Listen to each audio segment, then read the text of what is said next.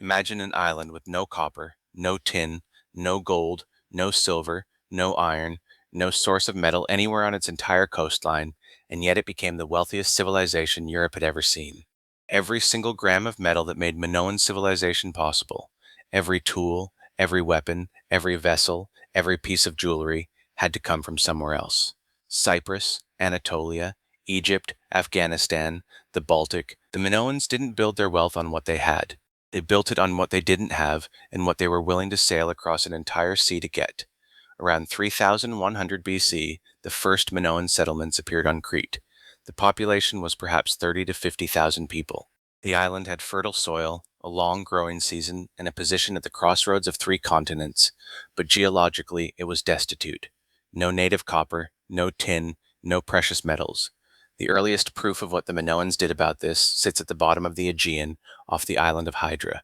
The Dokos shipwreck, the oldest known underwater shipwreck in human history, dating to around 2200 BC.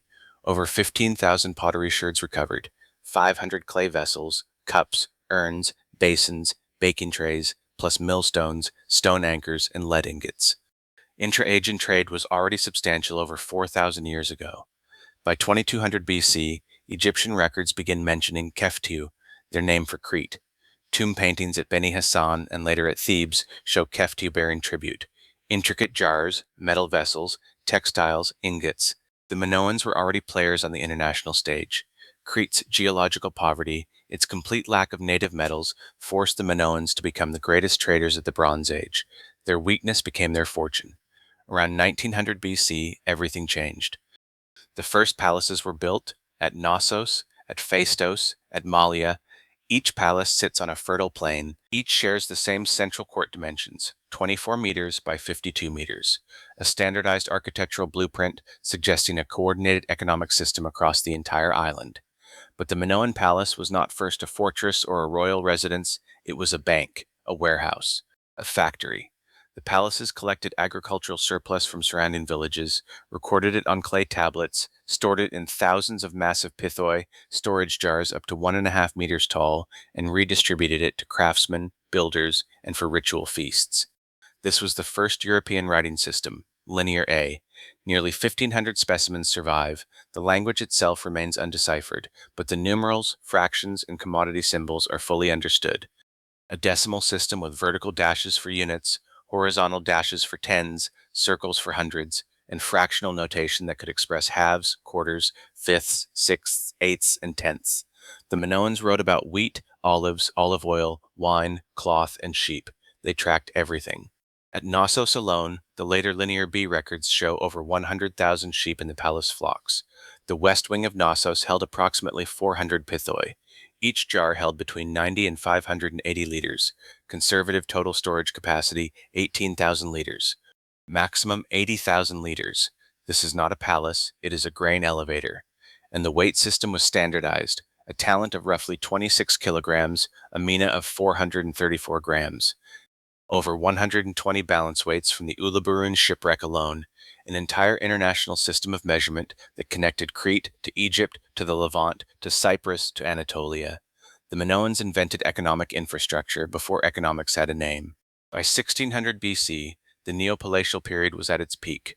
Crete's population reached 250,000 to 500,000 people. Knossos alone may have housed 100,000, 6 palaces operating simultaneously across the island. Thucydides, writing in the 5th century BC, said this: Minos was the first person to whom tradition ascribes the possession of a navy. He made himself master of what is now called the Hellenic Sea, and ruled over the Cyclades. He also, as far as he was able, cleared the sea of piracy to secure the revenues for his own use. To secure the revenues, Thucydides understood that this was an economic project, a maritime empire built for commerce, not conquest. The Minoan trade network is almost absurd in its reach.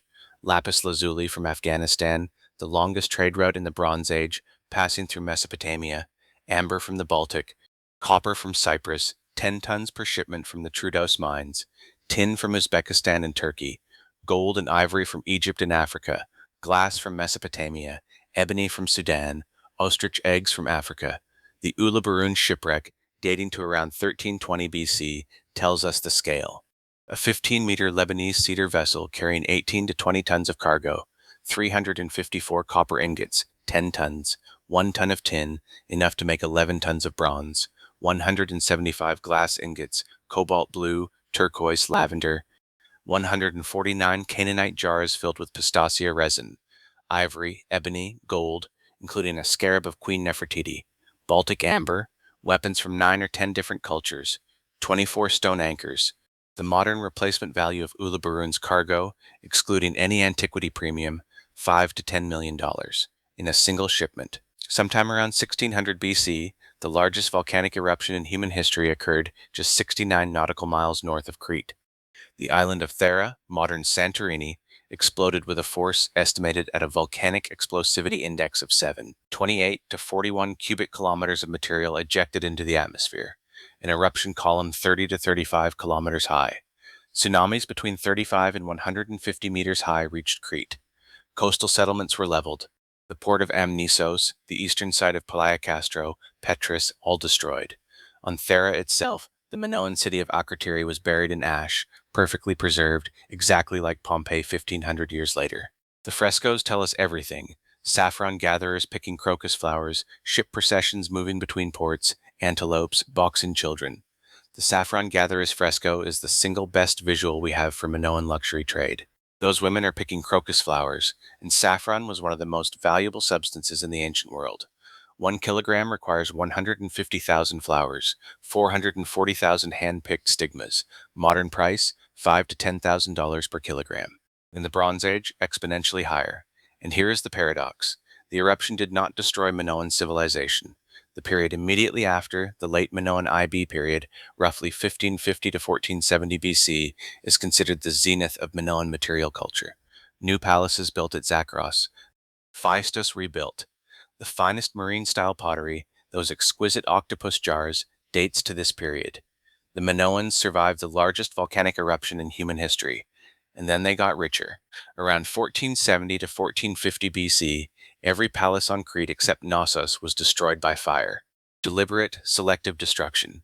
The cause remains debated: Mycenaean invasion, internal revolt, or both. But the result is clear. We know a new elite took over because the writing changed. Linear A disappeared. Linear B, an early form of Greek, replaced it.